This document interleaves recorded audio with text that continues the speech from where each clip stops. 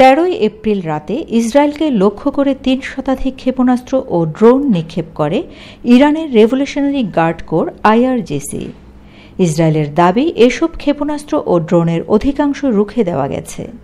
ওই হামলার পরবর্তী পদক্ষেপ নিয়ে আলোচনা করতে সোমবার দ্বিতীয় দফায় ইসরায়েলের যুদ্ধকালীন মন্ত্রিসভার বৈঠক ডাকেন প্রধানমন্ত্রী বেনিয়ামিন নেতানিয়াহু। ওই বৈঠকে ইরানের শিগগিরই পাল্টা হামলা চালানোর বিষয়ে ঐকমত্যে পৌঁছেছে ইসরায়েলের মন্ত্রিসভা। তবে কখন ও কিভাবে হামলা হবে তা নিয়ে দেখা দিয়েছে বিভক্তি। ইসরায়েলের সামরিক বাহিনীর প্রধান হেরজি হালেভিও শুধু এটুকু বলেছেন, ইরানের বিপুল ক্ষেপণাস্ত্র ও ড্রোন হামলার জবাব দেওয়া হবে। ফলে বিশ্বের নজর এখন ইসরায়েলের দিকে। তারা প্রতিশোধ নেওয়ার হুমকি দিলেও কিভাবে হামলার জবাব দেবে তা নিয়ে প্রশ্ন উঠেছে। ইসরায়েল পাল্টা হামলা চালালে গাজা সংঘাতের কারণে আগে থেকে সংকটে থাকা মধ্যপ্রাচ্য অঞ্চল আরও অস্থিতিশীল হয়ে উঠবে, এটাই স্বাভাবিক। এমন পরিস্থিতি এড়াতে ইসরায়েলকে সংযত থাকার আহ্বান জানিয়েছে বিভিন্ন দেশ ও আন্তর্জাতিক সংস্থা। বিষয়টি মাথায় রেখে ইসরায়েলও সীমিত পরিসরে পাল্টা জবাব দিতে পারে বলে এক প্রতিবেদনে জানিয়েছে সংবাদ মাধ্যম এনবিসি নিউজ।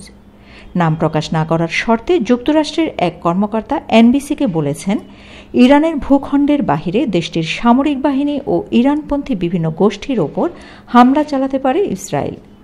প্রসঙ্গত, 1 এপ্রিল সিরিয়ার রাজধানী দামেস্কে ইরানি কনসুলেটে হামলা চালায় ইসরায়েল।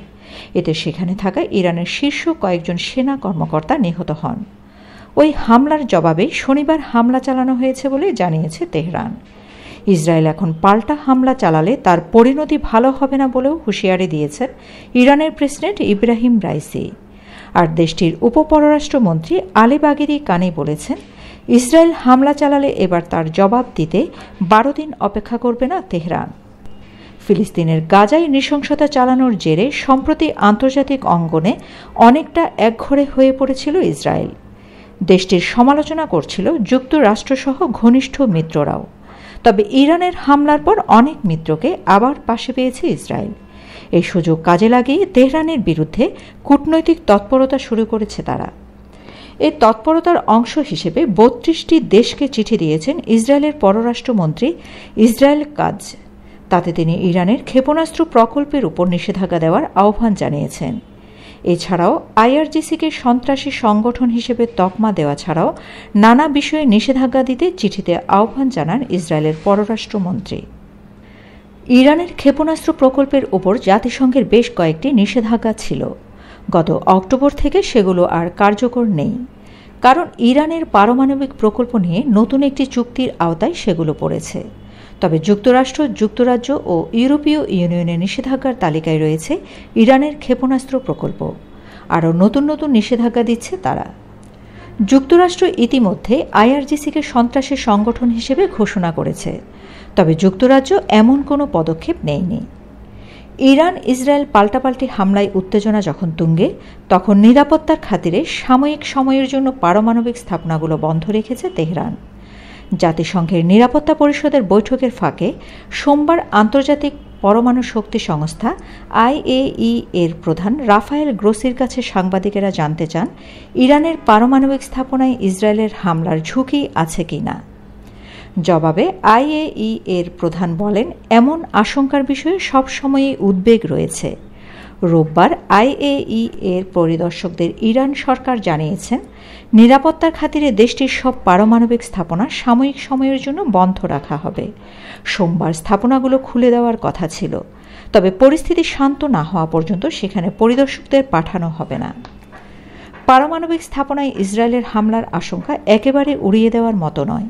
1981 সালে ইরাকের ওসিরাক পারমাণবিক চুল্লিতে হামলা চালিয়েছিল ইসরায়েল। তখন দেশটিতে ক্ষমতায় ছিলেন সাদ্দাম হোসেন।